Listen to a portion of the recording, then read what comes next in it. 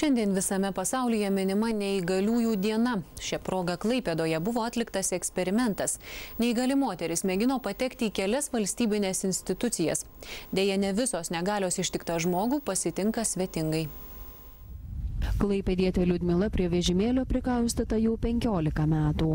Moteris sako susigyvenusi su savo negale, tačiau teigia, kad aplinka Lietuvos miestuose toli gražu nepritaikyta neįgaliesiems. Mažiau problemų kyla nebent prekybos centruose.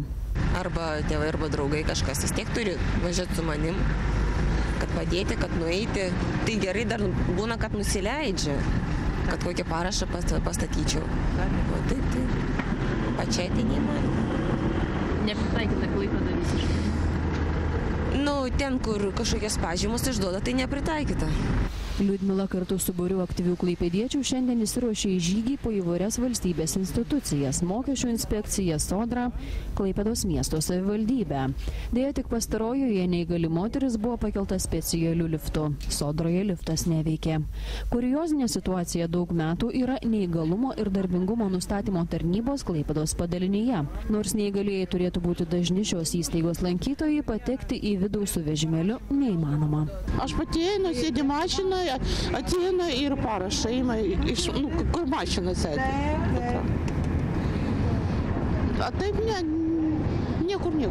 Neįgalumo ir darbingumo nustatymo tarnyba šiame pastate veikia jau ne vieną dešimtmetį.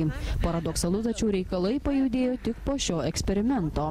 Įstaigos vadovas patikino, kad specialus nešiojamasis takelis bus įrengtas artimiausiu metu.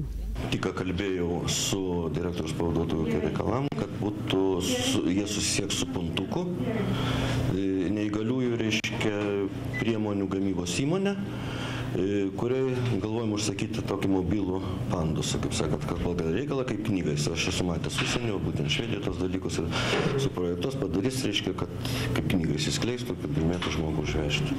Šiuo metu Lietuvoje gyvena apie 350 000 neįgaliųjų. 70 000 iš jų turi judėjimo sutrikimų.